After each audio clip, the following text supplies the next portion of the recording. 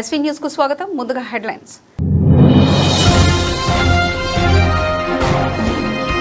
Trump కార్యక్రమం వద్ద కాల్పు ఖండించిన ప్రధాని మోదీ, క్షేమంగా బయటపడిన ట్రంప్, ఆయన కుటుంబ సభ్యులు.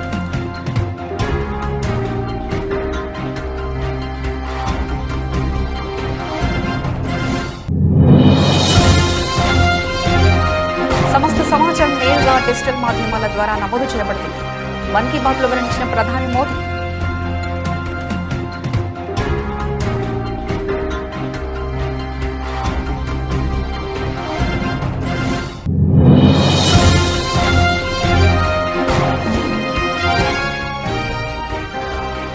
నాయకత్వ వివాదంపై కర్ణాటక డీసీఎం టీకే శివకుమార్ కీలక వ్యాఖ్యలు. ఏం చేయాలో తమ పార్టీ హైకమాండ్ కు తెలుసని వివరణ.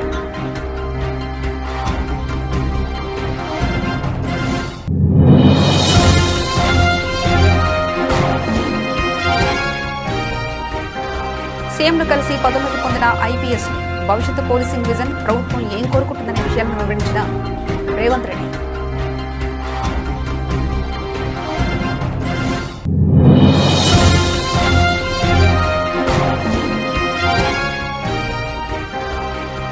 దేశంలోనే తొలి ప్రైవేటు ఆర్బిటల్ ర్యాకెట్ విక్రమ్-1 ఆవిష్కరించిన సీఎం. 2040 నాటికి అగ్రగామిగా తెలంగాణను నిలబెడతామన్న రేవంత్ రెడ్డి.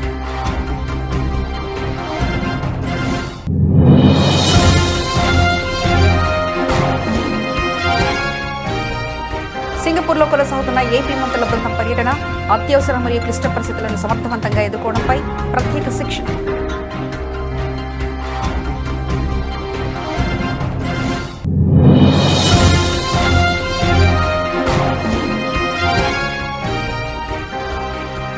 మహిళలకు స్వయం ఉపాధి కల్పించడానికి కీలక నిర్ణయం తీసుకున్న ప్రభుత్వం. మహిళలకు అందించే కుట్టు మిషన్లు 100% సబ్సిడీతో ఇస్తామన్న మంత్రి పొన్నం.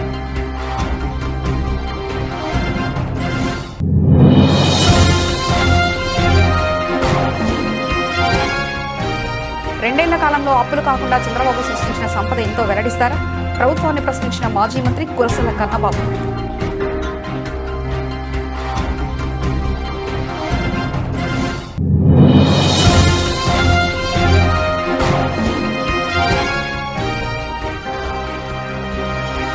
కేసీఆర్ గారే మన మనిషి అయితే ఇంకెవరు హృదయం ఉన్న మనుషులు? కవితకను నిలదీసిన మాజీ మంత్రి జీవన్ రెడ్డి.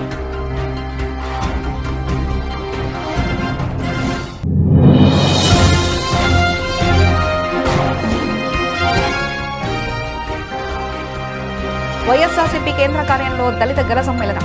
మాజీ సీఎం వైఎస్ జగన్ పాలనలో జరిగిన సామాజిక, ఆర్థిక, రాజకీయ న్యాయంపై చర్చించిన నేతలు.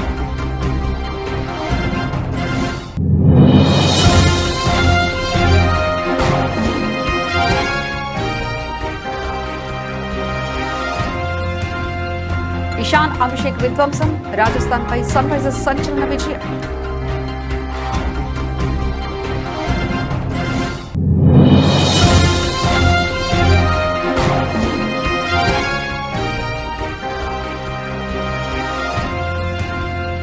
వైల్డ్ యాక్షన్ కు సిద్ధమైన మైసా, కేరళ అడవుల్లో 15 రోజుల పాటు భారీ ఫైట్స్.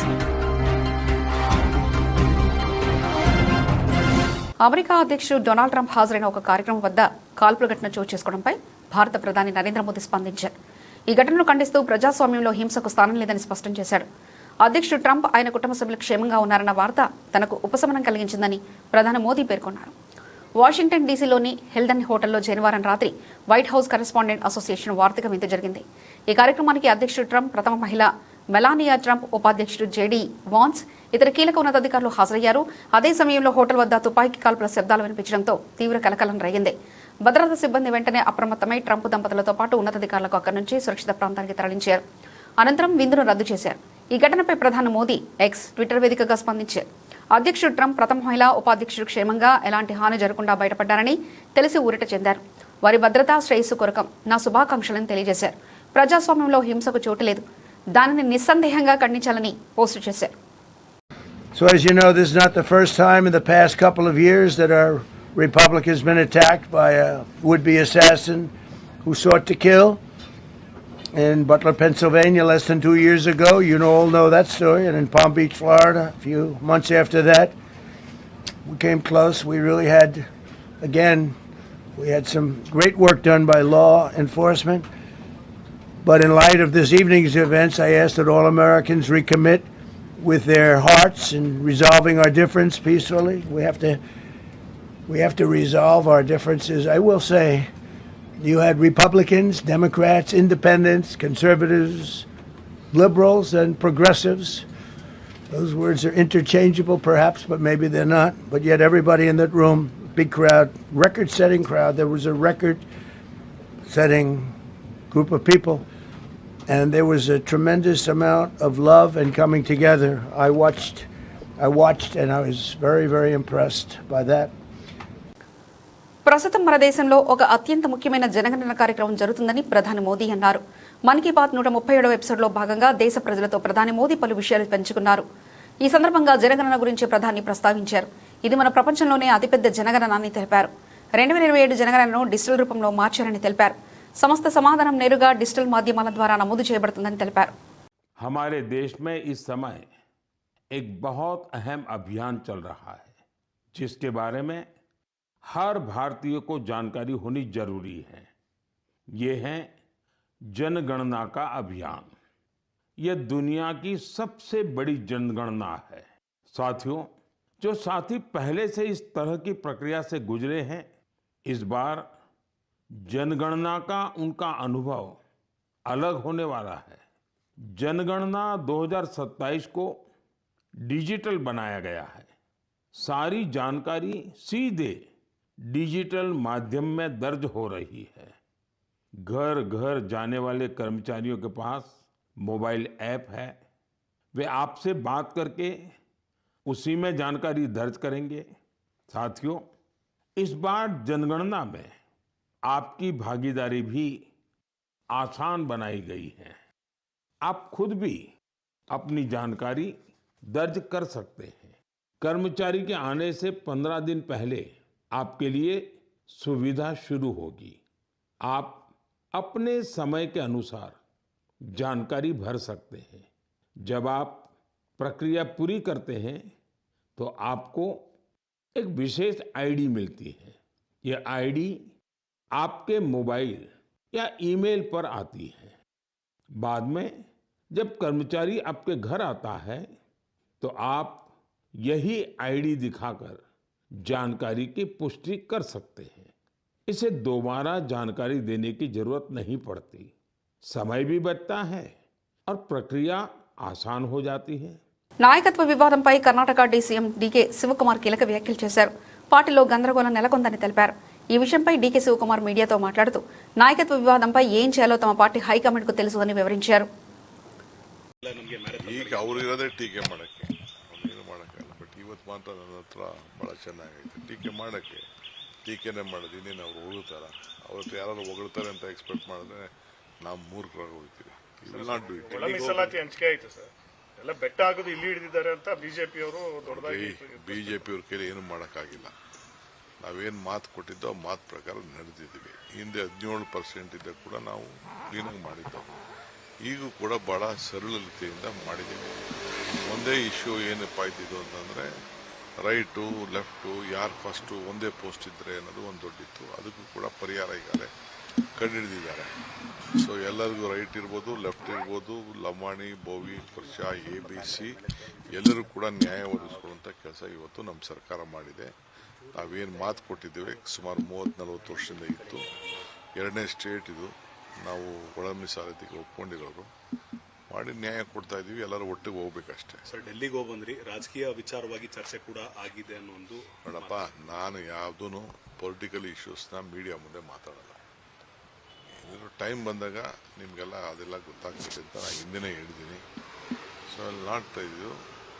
ಏನು ನಮ್ಮಲ್ಲೇನು ಯಾವ ಸಮಸ್ಯೆ ಏನೂ ಇಲ್ಲ, ಯಾವ ಪಾಲಿಟಿಕ್ಸು ಇಲ್ಲ, ಏನಿಲ್ಲ. ಏನೇನಾಗಬೇಕು, ಏನೇನು ತೀರ್ಮಾನಗಳಾಗಿದೆಯೋ ಆ ತೀರ್ಮಾನಗಳ ಪ್ರಕಾರ. ಸ್ಪೆಕ್ಯುಲೇಷನ್ ಏನಿದೆ ಸರ್, 20ನೇ ತಾರೀಕು ಮೇಲೆ ಸತೀಶ್ ಜಾರಕಿಹೊಳಿ ಹೇಳಿದ್ದಾರೆ ಸರ್, ಪಕ್ಷದಲ್ಲಿ 100% ಗೊಂದಲಗಳಿರೋದು ನಿಜ, ಅದನ್ನು ಬಗೆಹರಿಸಬೇಕು ಹೈಕಮಾಂಡ್ ಅಂತ ಹೇಳಿದ್ದಾರೆ. ಏನಿಲ್ಲ, ಅವ್ರು ಏನು ಯಾವ ಟೈಮಲ್ಲಿ ಏನು ಮಾಡಬೇಕು ಮಾಡ್ತಾರೆ. ನಮ್ಮ ಪಾರ್ಟಿಲಿ ಏನು ಬೇಕಾದ್ರೂ ಮಾಡ್ತಾರೆ. ಅದೇನು ಸಮಸ್ಯೆ ಇಲ್ಲ. ನಮಗೆ ನಮ್ಮ ಪಕ್ಷದ ಮೇಲೆ ವಿಶ್ವಾಸ ಇದೆ. ಏನು ಮಾಡಬೇಕು ಮಾಡ್ತಾರೆ. 3 ವರ್ಷ ಆಗ್ತಾ ಇದೆ ಸರ್, ನಾಯಕತ್ವ ಬದಲಾವಣೆ ವಿಚಾರ ಏನಾದ್ರು ನಿಮ್ಗೇನೋ ಇರ್ಬೋದು ಅಷ್ಟೇ. ನಾನು ಯಾವತ್ತೂ ಚರ್ಚೆ ಮಾಡೋಕ್ಕೆ ಹೋಗಿಲ್ಲ. ಹೈಕಮಾಂಡ್ ಯಾವಾಗ ಏನು ಮಾಡ್ತಾರೋ ಒಪ್ಕೋತೀವಿ ಅಂತ ನಾನು ಚೀಫ್ ಮಿನಿಸ್ಟರ್ ಇಬ್ಬರು ಹೇಳಿದ್ದೀವಿ. ಆ ಪ್ರಕಾರ ನಾವು ನಡ್ಕೊಂಡು ಹೋಗ್ತೀವಿ. ಸರ್, ಮೇ 15ಕ್ಕೆ ತಮ್ಮ ಬರ್ತ್ಡೇ ಇದೆ ಸರ್, ಏನಾದರೂ ಗುಡ್ ನ್ಯೂಸ್ ಏನಾದರೂ ಸಿಗ್ಬೋದಾ ಅಂತ ನಿರೀಕ್ಷೆ ಇದೆ ಸರ್? ನೋಡಿ, ಮೇ 15ಕ್ಕೆ ನಾನು ಎಲ್ಲರಿಗೂ ಹೇಳ್ತಾ ಇದ್ದೀನಿ, ಯಾರು ಫ್ಲೆಕ್ಸು ಅಡ್ವರ್ಟೈಸ್ಮೆಂಟ್ ಯಾವುದು ಕೊಡಬಾರ್ದು. ಫ್ಲೆಕ್ಸ್ ಎಲ್ಲ ಹಾಕಿದ್ರೆ ಎಲ್ಲರ ಮೇಲೂ ಕೇಸ್ ಹಾಕ್ಸ್ತೀವಿ. ಯಾರು ಫ್ಲೆಕ್ಸು ಕಾರ್ಯಕರ್ತರು ಅಭಿಮಾನಿಗಳು ಹಾಕಿದ್ರೆ ಬರ್ತ್ಡೇ ವಿಚಾರದಲ್ಲಿ ನಾನಂತೂ ಕೇಸ್ ಹಾಕ್ತೀವಿ. ಬೇಕಾದ್ರೆ ಅಡ್ವರ್ಟೈಸ್ಮೆಂಟ್ಗಳು ಇದೆ, ದುಡ್ಡುಗಳು ಕಟ್ಬಿಟ್ಟು ಬೇಕಾದ್ರೆ ಮಾಡ್ಕೊಳ್ಳಿ. ಯಾರೂ ರೋಡಲ್ಲಿ ರೋಡ್ ಹಾಳು ಮಾಡೋದಕ್ಕೆ ಮಾಡಬಾರ್ದು. ನನ್ನ ಪರ್ಸನಲ್ ರಿಕ್ವೆಸ್ಟು. ఇటీవల డీజిల్గా పదోన్నతి పొందిన 6 సీనియర్ ఐపీఎస్ అధికారులు సీఎం రేవంత్ రెడ్డిని మర్యాదపూర్వకంగా కలిశారు. Hyderabad police commissioner VC Sajjanar, police recruitment board chairman VV Srinivasarao, శాంతి భద్రతల విభాగం డీజీపీ మహేష్ భగవత్, హోంగార్డుల విభాగం chief Swathi Lakra, CID chief Charu Sinha, greyhounds chief Anil Kumar, command control సెంటర్లో సీఎంను కలిశారు. వీరి వెంట డీజీపీ శివధర్రెడ్డి ఉన్నారు. వీరితో సీఎం మాట్లాడుతూ భవిష్యత్తు పోలీసింగ్ విజన్, ప్రభుత్వం ఏం కోరుకుంటుందనే విషయాలను వివరించినట్లు తెలిసింది.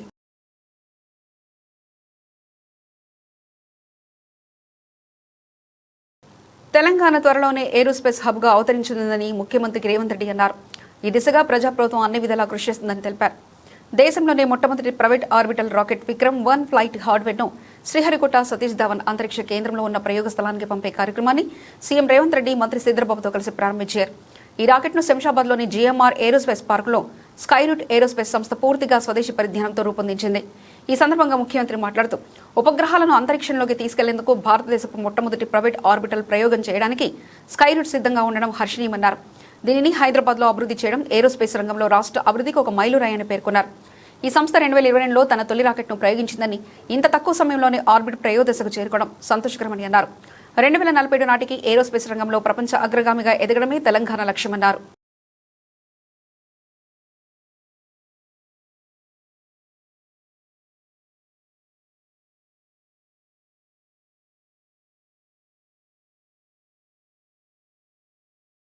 సింగపూర్లో ఆంధ్రప్రదేశ్ మంత్రుల బృందం పర్యటన 6వ రోజుకు చేరుకుంది. ఈ పర్యటనలో భాగంగా మంత్రులు నేడు పరిపాలనలో ఎదురయ్యే అత్యవసర మరియు క్లిష్ట పరిస్థితులను సమర్థవంతంగా ఎదుర్కోవడంపై ప్రత్యేక శిక్షణ పొందారు.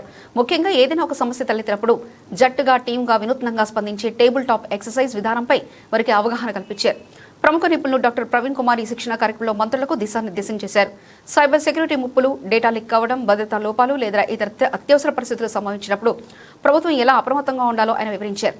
ఈ విధానంలో భాగంగా నిర్దేశిత లక్ష్యాలను చేరుకోవడం, బాధ్యతల కేటాయింపు, సమస్య పరిష్కారానికి తీసుకోవాల్సిన తక్షణ నిర్ణయాలు మరియు వ్యవస్థలోని లోపాలను గుర్తించడం, సరిదిద్దడం వంటి కీలక అంశాలపై మంత్రులకు లోతైన విశ్లేషణ అందించారు.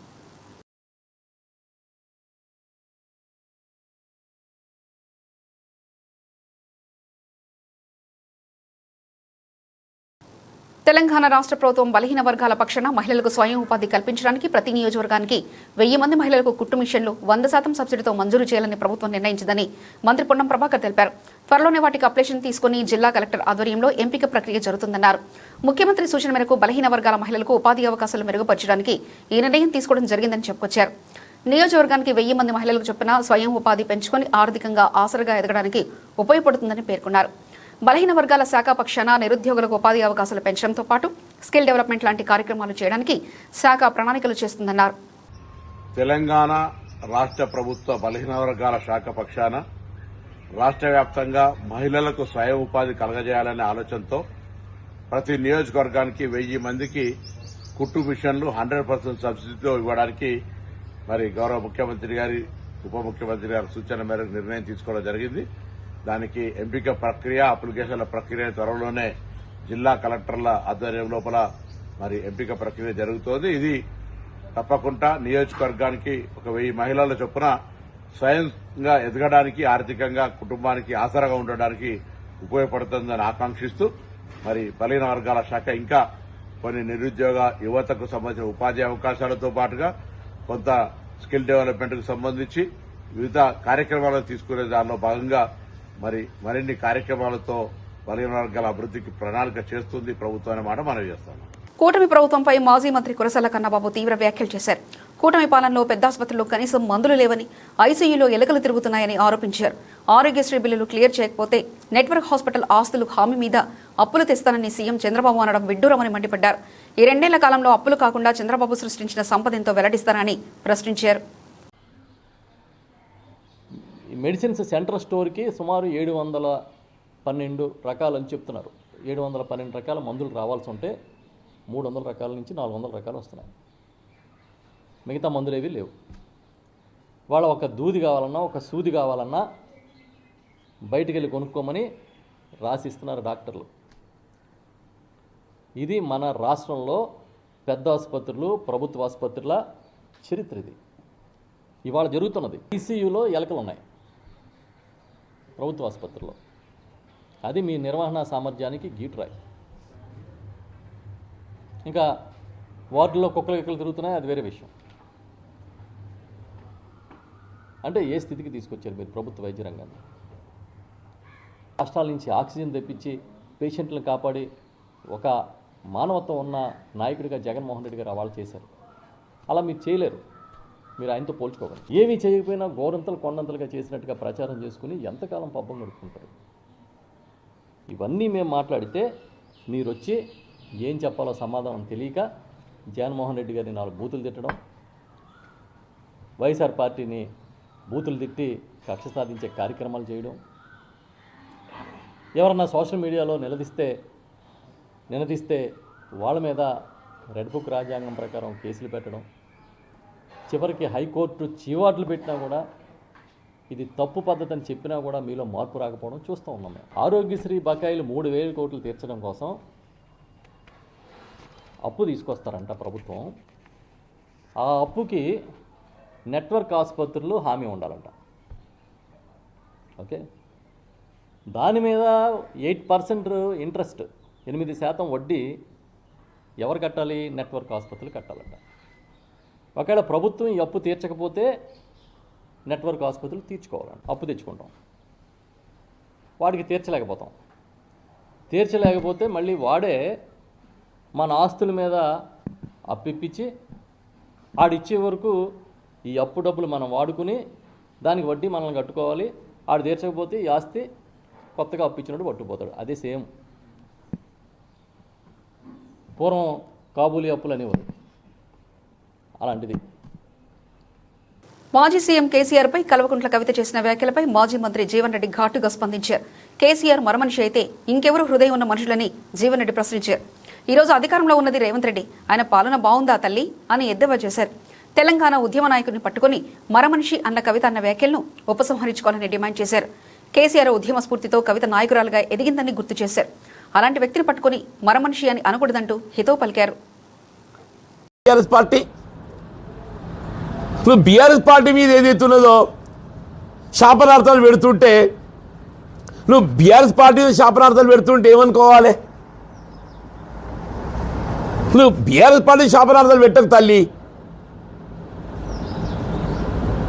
రాష్ట్రంలో అధికారంలో ఉన్నది రేవంత్ రెడ్డి గారు. ఈ రాష్ట్రానికి ఏదైతుందో ఆయన నిజంగా మంచి చేస్తే సంతోషపడదుమే. నిజంగా మంచి చేస్తాం మంచి చేస్తూ ఒక 2 చెప్తారు. మహాలక్ష్మి పాపం ఆర్టీసీ కార్మికులైతే శంకర్ గౌడ్ బలైపోయిండే. ఆ నిధులు సక్రమంగా ఇచ్చి ఉండున్నట్టయితే ఆర్టీసీ కార్మికులు ఉద్యమించేది కాదు, శంకర్ గౌడ్ బలయ్యేది కాదు. ఉచిత విద్యుత్ ఆర్టీసీ రోడ్ ఎక్కిండ్రు. ఇక నేను ఉన్నదేందే, ఇక నేను ఉన్నదేంది అంటున్నా. ఫీజు రియంబర్స్మెంట్ 10,000 కోట్లు కోర్టు మొట్టిగా లేచింది ఫీజు రియంబర్స్మెంట్ సంబంధించి. వీళ్ళు బలహీన వర్గాల 40% రిజర్వేషన్ అట్టే వేయింది. అది వేయింది, నేను నామినేషన్కి వచ్చింది. ఇప్పుడు కేవలం సింగిల్ విండో నామినేషన్ చెప్పి నిన్న క్యాబినెట్ నిర్ణయం అయిందంట, ఏదో చర్చ అయిందంట. మరి స్థానిక సంస్థలు కూడా నామినేట్ చేస్తా అంటాడు. ఇది కూడా తెలియదు, కథ తెలియదు ఎవరికైనా. నువ్వు నిన్నటి దాకా ఏం నడిచింది? సింగిల్ విండో నామినేషన్ అని చెప్పి చర్చ అయిందా? ఇంకా దాన్ని ఏమైనా కానూన్ దొరుకుతో చూస్తారు. స్థానిక సంస్థలు కూడా ఎన్నికలు పోకుంటే నామినేట్ చేయవచ్చా? అట్లుంది పరిస్థితి అని చెప్పి అంటున్నా. దాన్ని అడ్డుకునే ప్రయత్నం చేద్దామమ్మా అంటున్నా నేను. కేసీఆర్ గారి ఉద్యమ స్ఫూర్తితోనే ఇవాళ మీరు నాయకురాలిగా ఎదిగొచ్చిండ్రు. కేసీఆర్ గారి ఉద్యమ స్ఫూర్తితో ఏదైతుందో మీరు నాయకురాలిగా ఎదిగొచ్చిండ్రు. మరి ఈ స్థాయి వచ్చిందంటే అది కేవలం కేసీఆర్ గారి యొక్క ఉద్యమ స్ఫూర్తి అంటున్నాను. దాన్ని కేసీఆర్ గారు మరింత గొప్ప నాయకుడు నిలబెట్టే విధంగా ప్రయత్నం చేద్దాం. కేసీఆర్ గారు మరింత గొప్ప నాయకుడు నిలబెట్టే ప్రయత్నం చేద్దామని చెప్పంటున్నాను.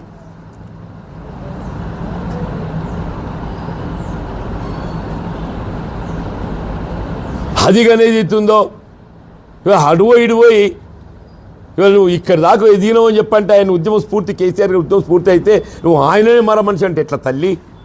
ఆయన మన మనిషి అయితే ఇక మొత్తం ఎవరు హృదయం ఉన్న మనుషులు అంటున్నాను నేను.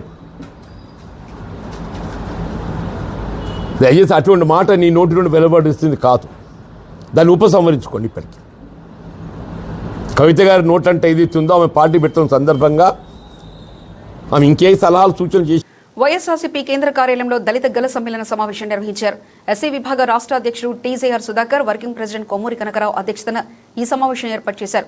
ఈ సమావేశానికి వైఎస్ఆర్సీపీ రాష్ట్ర కోఆర్డినేటర్ సజ్జల రామకృష్ణారెడ్డి, మాజీ మంత్రులు నారాయణ స్వామి, తానేటి వనిత, మెరుగ నాగార్జున, వైఎస్ఆర్సీపీ ప్రధాన కార్యదర్శి లేలా అప్పారెడ్డి తదితరులు హాజరయ్యారు. ఈ సందర్భంగా వైఎస్ఆర్సీపీ ఎస్సీ సెల్ అధ్యక్షుడు మాజీ ఎమ్మెల్యే టీజేఆర్ సుధాకర్ బాబు మాట్లాడుతూ మాజీ సీఎం జగన్ పాలనలో దళితులకు జరిగిన సామాజిక, ఆర్థిక, రాజకీయ న్యాయం ఎలా జరిగిందో వివరించారు. ఈ రాష్ట్రంలో మనం ఎదుర్కొంటున్న దయనీయమైన పరిస్థితులు, మనకు ఎదురవుతున్న సవాళ్ళు 2019-24 మధ్యకాలంలో మన నాయకుడు పరిపాలించిన విధానం, ప్రస్తుతం జరుగుతున్న విధానానికి మనకు వ్యత్యాసం తెలుసు. మన నాయకుడు చేసిన సంస్కరణల్ని, ఆయన యొక్క నాయకత్వంలో మనం పొందిన ఫలాలను సుస్పష్టంగా ఈ ప్రజలకు చేరవేయటం మనందరి యొక్క నైతిక బాధ్యత. మరి ముఖ్యంగా మీ నియోజకవర్గ సమన్వయకర్తలచే దళిత గళాన్ని వినిపించడానికి ఇక్కడికి విచ్చేసిన ప్రతి ఒక్క సభ్యుడికి నా హృదయపూర్వకమైన స్వాగతం. ఇదొక మంచి రోజు. నిన్ను నువ్వుగా ఈ ప్రపంచానికి చెప్పడానికి పార్టీ నీకు ఇచ్చే వేదిక. నీ భావాన్ని వ్యక్తపరచడానికి వైఎస్ఆర్ కాంగ్రెస్ పార్టీ రాజకీయ వేదికని నువ్వు ఎంపిక చేసుకొని ఆ వేదిక మీద నీకున్న సామాజిక బాధ్యతను, జగన్మోహన్ రెడ్డి గారి యొక్క పరిపాలనలో సామాజిక, ఆర్థిక, రాజకీయ న్యాయం ఎలా జరిగింది నీకని చెప్పుకోవటానికి నిన్ను పిలిచాం. ఇక నుంచి మాట్లాడతాం, గట్టిగా మాట్లాడదాం, సుస్పష్టంగా మాట్లాడదాం. అది ఫేస్బుక్ అయినా, ట్విట్టర్ అయినా, వాట్సాప్ అయినా, ఓ ప్రెస్ మీట్ అయినా, పత్రికా ప్రకటన అయినా, వైఎస్ఆర్ కాంగ్రెస్ పార్టీ దళిత గళం ఇక గర్జించబోతుంది అని చెప్పటమే ఈ రోజున ఈ సమావేశం యొక్క ముఖ్య ఉద్దేశం. భయం అనేది మన ఇంట వంట లేదు, ఉండటానికే వీల్లేదు. ఎందుకంటే మన నాయకుడి యొక్క ధైర్యాన్ని మనం ఎవరు గొప్పగా చెప్పాల్సిన అవసరం లేదు. అనేక సందర్భాలలో అనేక మార్లు తను నమ్మిన సిద్ధాంతం కోసం ఎలా నిలబడతాడో ప్రత్యక్షంగా చూసాం. అలాంటి నాయకుడి యొక్క నాయకత్వంలోని ఈ పార్టీ మనకు అండగా ఉందని, మనకు పథకాలు ఇచ్చిందని, మన ఆడపడుచుల యొక్క మెళ్ళల్లో కొద్దిగో ఎంతో కొంత బంగారం వచ్చిందని, మన బిడ్డలు ఇంగ్లీష్ మీడియంలో చదువుకుంటున్నారని, మన వాడల్లోకి నాడు నేడు పేరుతో స్కూళ్ళ భవనాలను ఆధునీకరిస్తున్నాడని, మన ఆడబిడ్డలకు అమ్మఒడి, చేయూత లాంటి పథకాలు ఇచ్చాడని, ఇంటి పట్టా ఇచ్చాడు, ఇల్లు కట్టించాడని ఈ తెలుగుదేశం దుష్ట ప్రభుత్వానికి జగనన్న మీద కోపం వచ్చింది. ఆ కోపం ఏ స్థాయికి వెళ్ళిందంటే ఐపీఎల్ 2026 సీజన్లో పరుగుల వరద పారించిన మరో ఉత్కంఠభరిత మ్యాచ్లో సన్ రైజర్స్ హైదరాబాద్ సంచలన విజయం సాధించింది. జైపూర్లోని సవాయ్ మాన్సింగ్ స్టేడియంలో శనివారం జరిగిన మ్యాచ్లో రాజస్థాన్ రాయల్స్పై 5 వికెట్ల తేడాతో ఘన విజయం అందుకుంది. తొలుత రాజస్థాన్ యువ సంచలనం వైభవ్ సూర్యవంశీ 103 విధ్వంసక శతకంతో చెలరేగగా రాజస్థాన్ నిర్ణీత 20 ఓవర్లలో 6 వికెట్ల నష్టానికి 228 పరుగులు భారీ స్కోరు సాధించింది. అనంతరం Sunrisers batter Ishan Kishan 74, Abhishek Sharma 57, మెరుపు అర్ధశతకాలతో లక్ష్యాన్ని చిన్నదిగా మార్చేశారు. 2029 పరుగుల భారీ లక్ష్యాన్ని హైదరాబాద్ జట్టు కేవలం 18.3 ఓవర్లలోనే 5 వికెట్లు కోల్పోయి ఛేదించింది. 2029 పరుగుల కొండంత లక్ష్యంతో బరిలోకి దిగిన సన్ రైజర్స్ హైదరాబాద్కు తొలి ఓవర్లోనే ట్రావిస్ హెడ్ 6 వికెట్లు కోల్పోయి షాక్ తగిలింది. అయితే ఆ తర్వాత క్రీజులోకి వచ్చిన ఇషాన్ కిషన్ ఓపెనర్ అభిషేక్ శర్మతో కలిసి ఎదురుదాడికి దిగాడు. వీరిద్దరూ రాజస్థాన్ బౌలర్లకు ఊచకోత కోశారు. పవర్ ప్లే ఓవర్లను పూర్తిగా సద్వినియోగం చేసుకుంటూ స్కోర్ బోర్డును పరుగులు పెట్టించారు. అభిషేక్ శర్మ 29 బంతుల్లో 11 ఫ్లోర్లు, 1 సిక్సర్తో 57 పరుగులు చేయగా ఇషాన్ కిషన్ కేవలం 31 బంతుల్లో 11 ఫ్లోర్లు, 3 సిక్సర్తో 74 పరుగులు చేశాడు. ఈ జోడీ రెండో వికెట్కు కేవలం 55 బంతుల్లోనే 132 పరుగులు జోడించి విజయానికి బలమైన పునాది వేసింది. వీరిద్దరు అవుట్ అయ్యాక హెన్రిచ్ క్లాసెన్ 29, నితీష్ కుమార్ రెడ్డి 18 బంతుల్లో 36 కీలక ఇన్నింగ్స్లు ఆడి జట్టును విజయానికి చేరువ చేశారు. టాలీవుడ్ స్టార్ హీరోయిన్ రష్మిక మందాన తన కెరీర్లో మునుపెన్నడూ లేని విధంగా ఒక విలక్షణమైన పాత్రతో ప్రేక్షకుల ముందుకు రాబోతున్నారు. రవీంద్ర పుల్లే దర్శకత్వంలో ఆమె ప్రధాన పాత్రలో నటిస్తున్న తాజా చిత్రం మైసర్. ఈ చిత్రంలో రష్మిక ఒక శక్తివంతమైన గొండు గిరిజన యువతిగా నటిస్తుండడం విశేషం. ఈ సినిమా కోసం ఆమె తన నటనతోనే కాకుండా శారీరక శ్రమలోనూ కొత్త కోణాన్ని ఆవిష్కరించబోతున్నట్లు తెలుస్తుంది. ఈ పాత్రలో రాణించేందుకు రష్మిక ఇటీవలే బ్యాంకాక్ వెళ్లి ప్రముఖ అంతర్జాతీయ యాక్షన్ డైరెక్టర్ ఆండీ లాగ్ పర్యవేక్షణలో కఠినమైన యుద్ధ విద్యలు, ప్రత్యేక స్టంట్స్ తో శిక్షణ పొందినట్లు తెలుస్తుంది. ప్రస్తుతం కేరళలో దట్టమైన అడవుల్లో ఈ చిత్రానికి సంబంధించిన కీలకమైన షెడ్యూల్ షూటింగ్ శరవేగంగా జరుగుతుంది.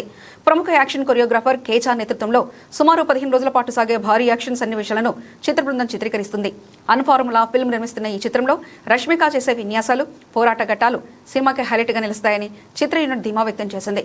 గ్రామర్ పాత్రలకే పరిమితం కాకుండా అత్యంత గాఢతతో కూడిన ఈ గిరిజన యువతి పాత్రను రష్మిక నటన సినిమా స్థాయిని మరో మెట్టు ఎక్కిస్తుందని సినీ వర్గాలు భావిస్తున్నాయి.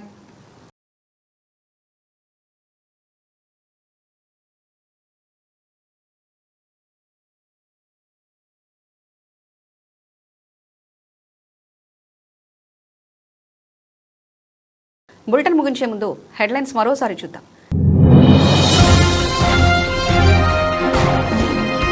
ట్రంప్ కార్యక్రమం వద్ద కాల్పు ఖండించిన ప్రధాని మోదీ, క్షేమంగా బయటపడిన ట్రంప్, ఆయన కుటుంబ సభ్యులు.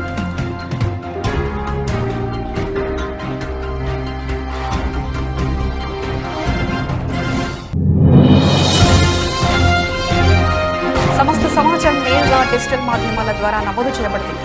మన్ కీ బాత్ లో వివరించిన ప్రధాని మోదీ.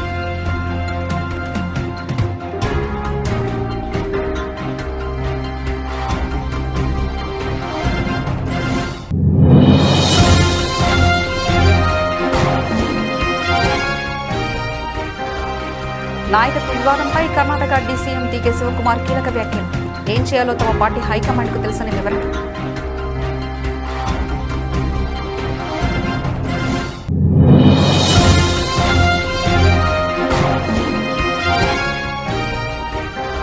సీఎంను కలిసి పదోన్నతి పొందిన ఐపీఎస్ భవిష్యత్తు పోలీసింగ్ విజన్, ప్రభుత్వం ఏం కోరుకుంటుందనే విషయాలను వివరించిన రేవంత్ రెడ్డి.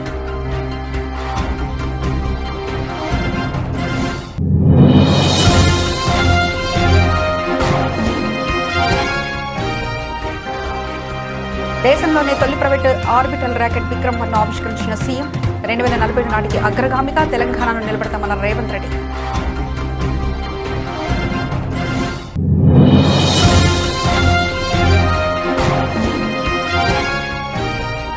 సింగపూర్లో కొనసాగుతున్న ఏపీ మంత్రుల బృందం పర్యటన, అత్యవసర మరియు క్లిష్ట పరిస్థితులను సమర్థవంతంగా ఎదుర్కోవడంపై ప్రత్యేక శిక్షణ.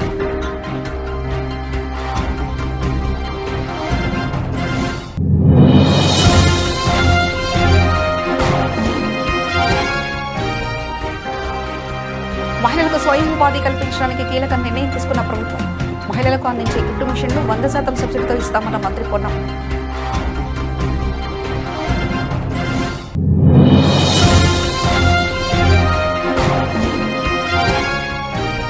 రెండేళ్ల కాలంలో అప్పులు కాకుండా చంద్రబాబు సృష్టించిన సంపద ఎంతో వెల్లడిస్తారా? ప్రభుత్వాన్ని ప్రశ్నించిన మాజీ మంత్రి కురసాల కన్నబాబు.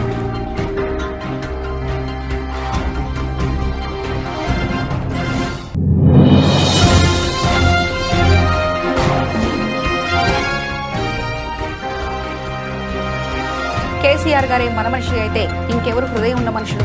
కవితకను నిలదీసిన మాజీ మంత్రి జీవన్ రెడ్డి.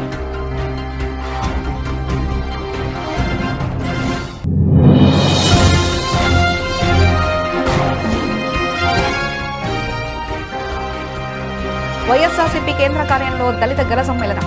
మాజీ సీఎం వైఎస్ జగన్ పాలనలో జరిగిన సామాజిక, ఆర్థిక, రాజకీయ న్యాయంపై చర్చించిన నేతలు.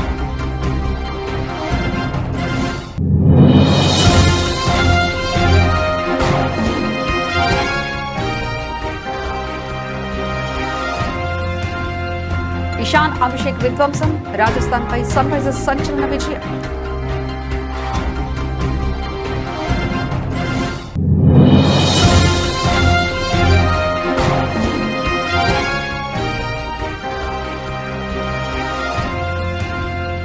వైల్డ్ యాక్షన్ కు సిద్ధమైన మైసర్. కేరళ అడవుల్లో 15 రోజుల పాటు భారీ ఫైట్స్. ఇవి ఇప్పటివరకున్న అప్డేట్స్. మరో బులెటిన్లో మళ్ళీ కలుసుకుందాం. అంతవరకు సెలవు. నమస్కారం.